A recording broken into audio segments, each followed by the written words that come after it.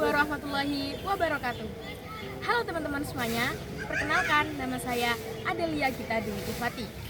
Di sini saya sebagai salah satu anggota dari KKN UNESA yang sedang melaksanakan KKN di Desa Sumberjo, Kecamatan Winongan, Kabupaten Pasuruan. Nah, kebetulan di tempat KKN ini ada situs bersejarah, yaitu Pemandian Alam Banyu Biru. Di sini, sekarang saya sudah ada di tempat pemandian Banyu Biru. Saya tidak sendirian dan simak terus kegiatan kami kali ini.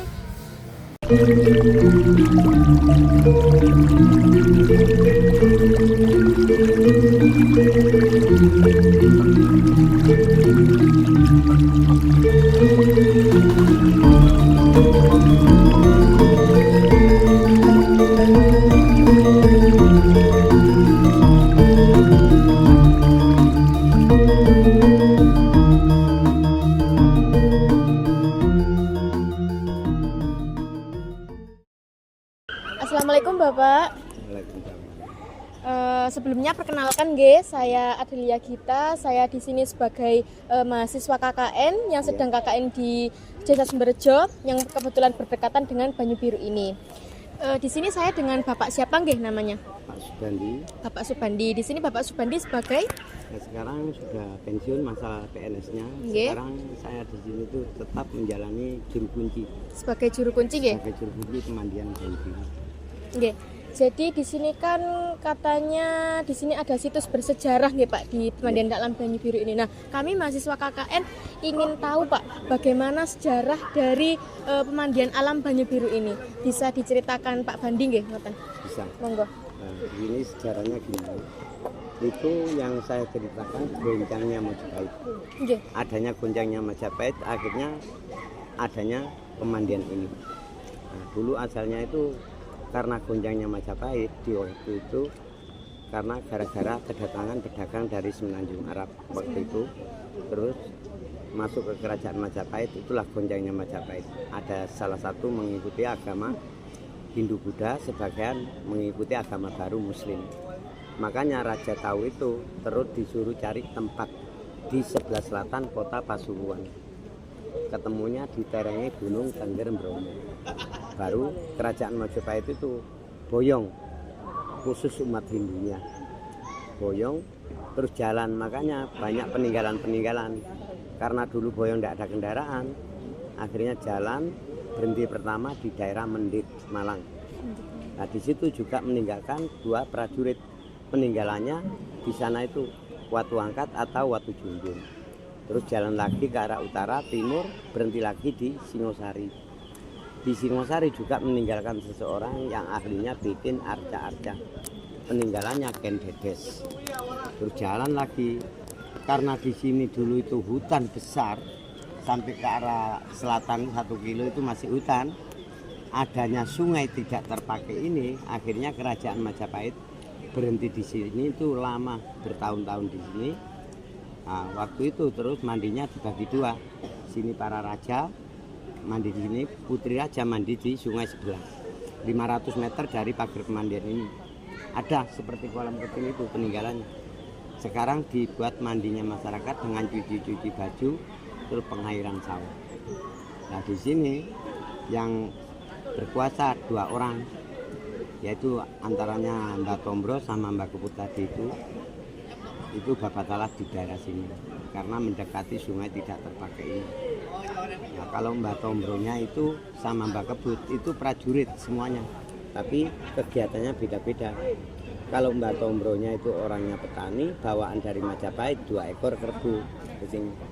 Kalau Mbak Kebutnya karena tulisannya itu resi yang terbaik di Majapahit, bawaannya parong. Dia berhenti di mana mendirikan pandi besi, bikin pusaka. Makanya terkenal pusakanya Winongan, Kulon Kali, Wetan Kali. Bikinnya di Sumberjo sini, bukan di Winongan.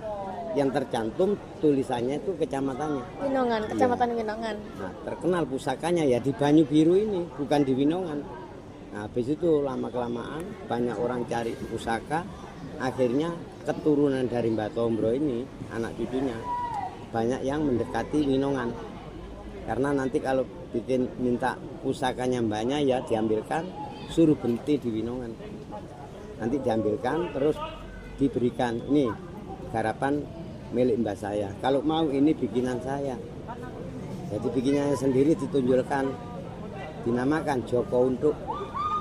Nah itu akhirnya banyak yang berdatangan ke sana, mendirikan di sana. Terus mbahnya itu cari, loh kok bikin di sana? Ayo kumpul jadi satu di sini. Jadi disuruh kumpul, akhirnya dinamakan pedukuhannya di daerah Winongan itu dinamai Pedukuhan Pandean, mendirikan Pandi Besi. Jadi tidak kemana-mana, suruh kumpul semua. Sampai sekarang pedukuhannya di sana. Nah, terus sedangkan di sini Mbah Tombro ini kalau kerbau kan tidak bisa dibuat peninggalan. Okay. Akhirnya kerbau itu tidak dipekerjakan, cuma dibuka pagi cari makan sendiri, sore hari tinggal nutup. Waktu itu kok tidak kelihatan batang hidungnya di kandangnya. Suruh cari, akhirnya ketemu di sungai ini. Sudut sungai ini ketemu, tidak mau dinaikkan, dibuat dengan lumpur. Begitu tidak mau dinaikkan, dua rombongan anak buahnya Tombro sama Kebut itu tadi disuruh menyaksikan ada apa ini. Nah, begitu sudah menyaksikan, terus dipetikkan daun keladi 4 tangkai, ditaruh sanding kerbunya. Kerbau tanpa dipukul langsung lompat lari terbirit-birit masuk kandangnya. Tadinya sungai ini kumuh berdebat dengan lumpur. Begitu kerbau lompat menjadi ajaib, menjadi jernih, saking jernihnya sampai kelihatan pasirnya. Ini kan kelihatan pasirnya, dasarnya, saking jernihnya. Terus berdiri sejenak, ada apa di sela-sela batu? Ternyata dua kerbau tadi, kalau kerbau kan tidak bisa buat peninggalan, menunjukkan peninggalannya Mbah Tombro. Ada apa di sela-sela batu? Ternyata ada 2 ekor ikan sengkaring ini. Ikan yang warna hitam-hitam itu ya Pak? Ikannya. Okay. Jadi tidak boleh terus pesan, jangan di kemana-mana, tambah lama tambah pesat. Nyatanya sampai sekarang jutaan ikan, bukan ratusan ini. Kalau sekarang orang berapa suruh bawa umpan bersamaan di depan masing-masing ribuan ikan. Bisa dibuktikan. Nah, sedangkan ikan ini tidak mau keluar ke pagar. Pagar itu kan tidak ada sarangannya. Iya. Kenapa kok tidak ada ikan di sana? Iya. Yang ada cuma 3 tempat ini. Kasih umpan itu, umpan keluar tidak dikejar. Orang sini tidak berani ambil. Mati ya dikubur. Tapi kalau di keluar pagar direbus tidak masalah. Tidak apa-apa. Tapi kalau di dalam sini jangan merebus. Bawa pulang aja banyak yang mengembalikan. Banyak bukti termasuk adik Pak Cari itu kemonakannya sampai gila. Dianukan kemana-mana tidak sembuh. Ternyata ikan dikembalikan sembuh. Satu keluarga bergantian. Terus dibangun oleh Belanda. Jadi berarti awal mulanya Banyu Biru ini ada kerbau itu tadi ya? Kerbau yang awalnya airnya tuh kotor. Terus kemudian kerbau itu tadi dipukul pakai daun keladi. Ditaruh daun keladi, habis itu dia lari terbirit-birit. Akhirnya air itu jadi jernih seperti itu. Nah, menjadi ajaib terus menunjukkan peninggalannya tadi. Nah, kenapa Pak kok dinamakan Banyu Biru ini? Apa airnya biru atau gimana Pak? Itu waktu itu kan sudah kelihatan jernih. Ya. Terus Bupati pertama Pasuruan kedengaran kalau ada air jernih. Mau berkunjung ke sini, ketepatan ada tamu tentara Belanda. Tuan Goplan Walanda. Bupati pertama namanya Raden Nitiningrat. Itu Bupati pertama Pasuruan, Pasuruan. Terus mau berkunjung ke sini, ikut. Akhirnya ditinjau kok memang betul-betul jernih, diminum juga bisa. Akhirnya dibangun oleh Belanda tahun 1900. Dibangun oleh Belanda. Setelah itu kok kurang pantas, akhirnya makanya arca-arca ini saya suruh foto tadi kan. Diambilkan arca-arca ini dari Singosari, dibuat melengkapi taman-taman. Begitu sudah lengkap, terus dikasih nama pemandiannya. Dibangun oleh Belanda itu dikasih nama Tlogo Wilis. Nah itu loh. Nah, tadi sampean bilang kenapa kok dinamakan Banyu Biru? Nah itu karena pengobatannya. Itu yang bikin nama bukan pihak pemerintahnya, bukan pihak sininya. Yang bikin nama pengunjungnya. Ke sini masuk mau pengobatan. Tempat kerbunya tadi di sudut itu. Setiap masuk loh kok biru airnya. Setiap masuk loh kok biru airnya. Ternyata banyak orang pengobatan ke sini, pengunjung mau mandi masuk ya juga gitu. Loh kok biru airnya. Nah itu. Akhirnya pulang, terus sampean kok sudah sembuh, pengobatan di mana? Di sana Winongan terus, ada Sumberjo masuk. Nah, kepala desanya ada enggak? Ada kepala desa Banyubiru. Yang ada kepala desa Sumberjo. Gara-gara sumber rame lagi. Makanya terus itu pulang yang pengobatan itu tanya sama pengobatan di mana? Di sana. Sumberjo masuk itu. Terus masuk lihat kok biru airnya. Makanya dinamakan terakhir pemandian alam Banyubiru. Asalnya kan alas karena adanya sungai. Kerajaan Majapahit tidak berhenti di Winongan, berhentinya di sini. Terkenal di sini kerajaan Winongan, itu bukan kerajaan Sumberjo yang tergantung kecamatannya, meskipun pusakanya.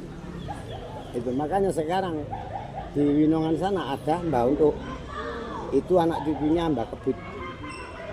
Karena tadi terkenal pusakanya tuh, barat sungai, timur sungai, jadi dipantau di sana. Siapa yang cari pusaka, suruh berhenti di sini, saya ambilkan, ya diambilkan di Sumberjo ini. Terus disampaikan, ini loh bikinan mbak saya. Terus kalau mau ini bikinan saya kan gitu. Dinamakan Joko Untuk. Kalau Joko Untuk memang di sana, di Pandean itu, dekat dengan kecamatan Winongan. Biar tidak jauh-jauh kalau ada orang tanya, kan gitu kan. Akhirnya mbaknya itu apa? Setiap pulang, ambil pusaka kasih uang. Pulang ambil pusaka kasih uang. Ternyata ditinjau sama mbaknya dicari, tercecer bikin pusaka-pusaka di daerah Winongan. Akhirnya suruh kumpul jadi satu, terus pedukuhannya dinamakan Pedukuhan Pandean. Gitu. Bukan orang Winongan bikin Pandean itu, ya Mbak Kebutnya tadi. Meskipun apa itu?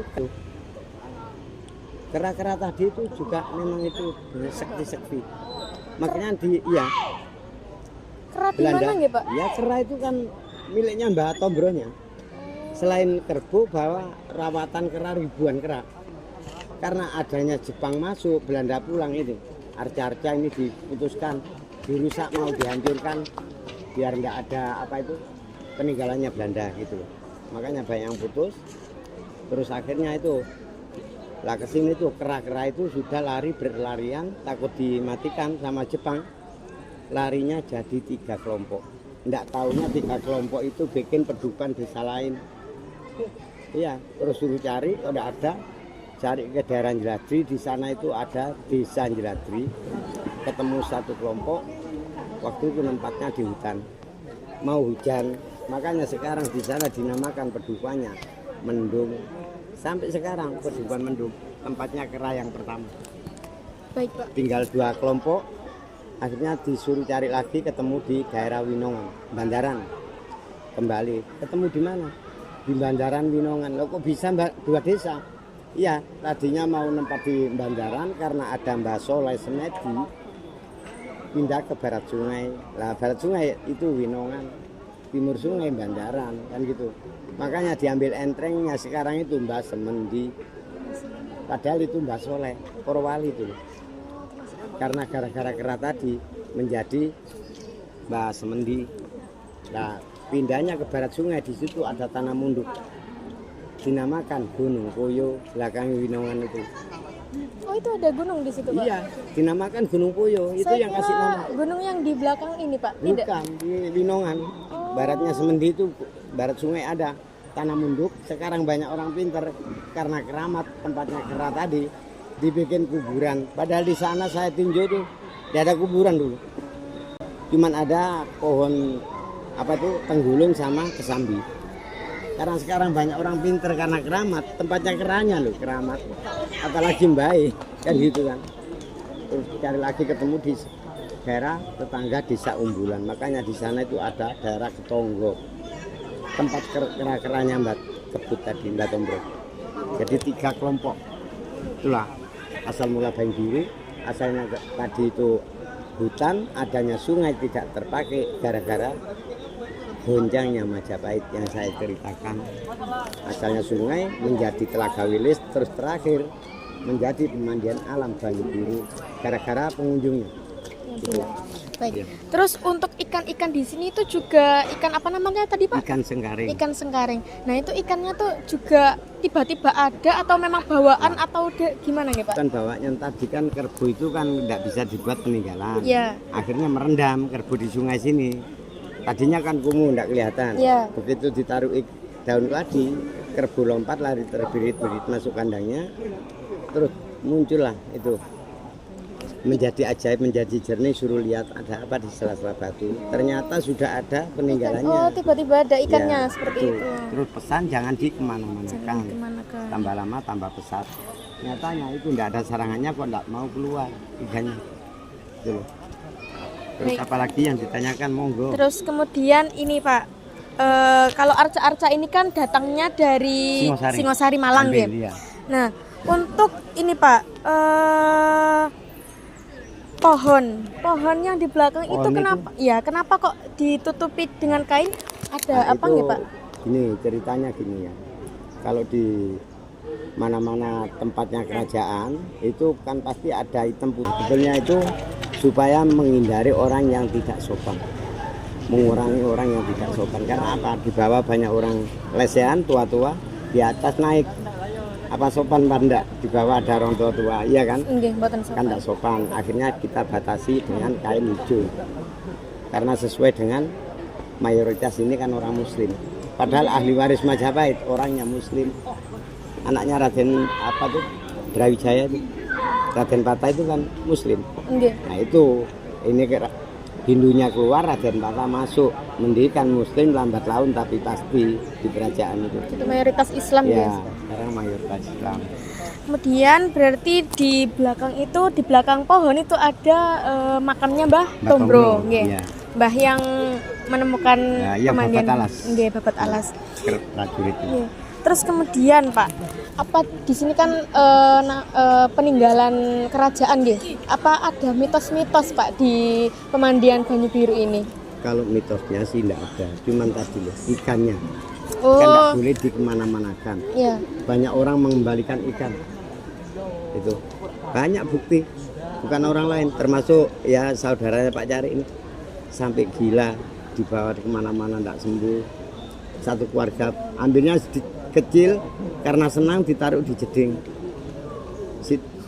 Sudah 40 cm, 20 cm baru bergantian sakit. Itu bergantian sampai yang ambil sampai parah berapa kali, terus suruh membalikan ikan sambil bawa umpan dengan bunga ke juru kuncinya, suruh minta maaf gitu. Akhirnya ternyata dibawa ke sini saya tabur itu anaknya sembuh langsung. Gitu. Berarti harus dikembalikan gitu Iya, ikannya ya Pak. dikembalikan. Banyak orang yang itu yang membalikan ikan bukan orang sini saja. Karena rasa senang dibawa pulang, ternyata ada 20 cm mengembalikan. Gitu. Ya itu kalau mitosnya cuma itu. Di sini katanya dulu ada penampakan, ada kan masuk viral itu editan. Kalau bukan editan ya banyak wartawan ke sini. Tidak benar ya Pak? Tidak benar itu, karena saya sendiri lahir di sini. Mulai lahir tahun 1960, lahir di sini saya. Cuman orang tua saya, mbak saya itu dari Madura, tugas gitu loh. Ke sini tuh. Berarti Bapak memang dari kecil itu di sini. Iya. Kemudian ini Bapak kok bisa jadi juru kunci ini awalnya bagaimana? Apakah dari mimpi atau bagaimana? Bukan dari gitu, mimpi. Saya itu di sini dulu itu kan habis bikin pemandian di utara itu. Iya. Ini kan ya saya yang bongkar dulu. Terus bikin pemandian di utara. Nah itu pun keliru. Gambarnya di sini, di sana kok bisa di sini. Kalau zaman sekarang dihukum itu bongkar ini. Akhirnya di stop. Terus bikin anun lagi, pemborong lain, bikin di sana. Terus saya menjalani Honda di sini. Habis bikin pemandian, honor daerah itu loh, Iya. untuk pembersihan. Nah waktu itu saya tiba-tiba itu biasanya kalau pagi habis pembersihan kan dibakar sampah itu. Saya tuh tidak sampai bakar sampah. Saya tinggal satu tempat itu tidak saya buang gitu loh. Akhirnya saya buang ini pulang sore, hampir maghrib itu jam 5 lebih. Saya mau buang sampah di sana. Kok banyak buku tercecer. Jadi saya merasa eman ya tadi itu. Saya benteli jadi dua, saya pikul ke toko. Ternyata sudah ke tokonya saya sempat bercakapan itu, kok bisa saya turunkan, kok berdiri lagi rumah-rumah saya sendiri, yang omong istri saya itu. Terus waktu itu ada semalam tidak tidur tadi itu yang saya ceritakan, sampai jam 4 terus itu saya tidak sempat tidur. Ada 2 kata tadi saya pikir-pikir itu, terus saya merasa itu keluar. Saya datangi buku, terus saya pukul 3 kali. Ternyata saya tidur di situ sampai pagi. Terus pagi hari saya periksa buku saya udar, talinya itu habis mau pindah ini tercecer seperti ada angin, padahal tidak ada angin. Kok bisa? Tidak tahunya buku asal mula itu paling atas sendiri tadi. Terus saya pelajari itu. Nah, di situ ada tulisan yang bahaya, tidak boleh menceritakan asal mula Banyu Biru. Boleh aja asal banyak doa. Siapa aja yang menceritakan asal mula Banyu Biru dikasih umur pendek, cepat matinya. Nah itu makanya saya pelajari. Ternyata yang tidak boleh diceritakan asal yang sumber tahun berapa. Boleh aja lah doanya itu, bukan doa Robbana Atina. Ternyata yang tanya harus bisa bahasa Sanskerta. Jadi saya makanya cari ke pintu gerbang Majapahit dulu, karena goncangnya Majapahit kan. Saya datang ke Trowulan Mojokerto, pintu gerbang Majapahit itu. Tidak tahunya di sana itu dirayakan setiap tahun 1 kali itu, dianukan wayang semalam suntuk. Saya ke sana cari ya bahasa Sanskerta tadi buat doa itu. Makanya sampai ke Brawijaya, Pendopo Agung itu, juru kuncinya tentara, cari situ enggak ada. Terus ke Sumurupas, terus langsung ke Sigaran, Sungai Sigaran seperti Ranu itu, cari banyak orang cari ikan. Terus saya ke Mendit. Nah, ketemunya di Singosari ada orang perempuan tua di pinggir jalan. Saya tanya, ternyata bisa bahasa Sanskerta. Saya tanya cuma 1, 2, 3-nya karena tahunya. Begitu sudah ketemu, terus saya duduki juru kunci. Banyak orang berdatangan dari wartawan, dari mahasiswa. Ternyata masuk TV itu ya. Sampai Bali gitu. Jadi yang tidak boleh diceritakan ini tahun ini sumbernya, ya Pak? Tahun boleh aja asal banyak doa. Jadi doanya bukan Robbana Atina. Siapa yang bisa bahasa Sanskerta saya tunjukkan tahunnya. Juga saya harus bisa bahasa Sanskerta, makanya saya ke Trowulan dulu cari. Belajar bahasa Sanskerta ya Pak? Belajarnya 1, 2, 3-nya itu ketemu, ya itu terus saya bilangi pada orang tua itu tadi. Terus saya bisa wawancara. Makanya banyak yang berdatangan dari JTV, Trans 7 apa itu. Terus masuk TV itu. Saya tidak tahu kalau mau dimasukkan TV waktu itu. Meskipun di YouTube kan banyak sekarang. Iya. Asal mula Banyu Biru, Pasuruan, ya. Di Matalangit juga ada. Juga saya semua itu. Siapa mau beri cerita kalau tidak ada dasarnya? Iya. Saya beri cerita, ada dasar buku sejarahnya. Kalau mau bukunya ada kok di sana. Sudah saya fotokopi. Boleh. Boleh, monggo. Ada fotokopiannya. Baik. Untuk yang ya, untuk baca-baca di kampus apa itu sejarahnya Banyu Biru biar tahu untuk apa pengobatan. Nah, tentang kalau pengobatannya menurut keyakinan masing-masing. Ada tempat di sudut itu, kalau Muslim arah kiblat, kalau Hindunya arah selatan, ada di itu. Nanti ada, itulah asal mula Banyu Biru. Awalnya itu di sini itu hutan besar, ada sungai tidak terpakai, terus dinamakan Telaga Wilis sama Belanda.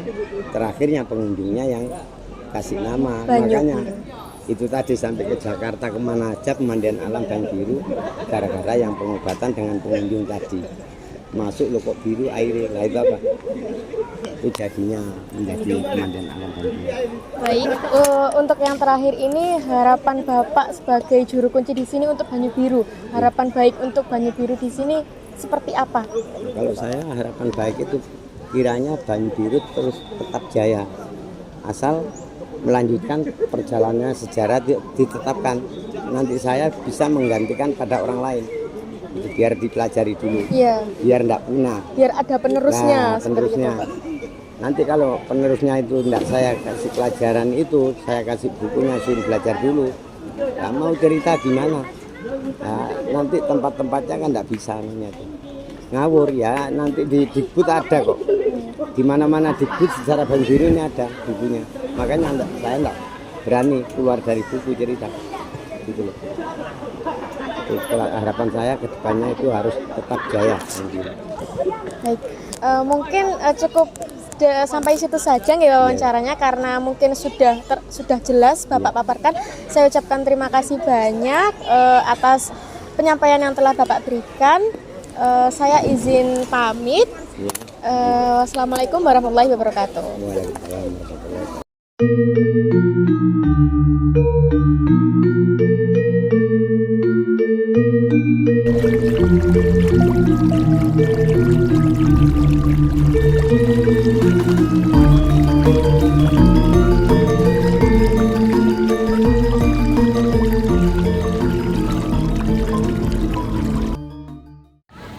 Nah, itu tadi wawancara singkat dari saya dan juga Pak Bandi selaku juru kunci dari Pemandian Alam Banyu Biru Pasuruan. Saya Adelia Gita Dwi Ihwati, pamit undur diri. Terima kasih sudah menonton dan sampai jumpa.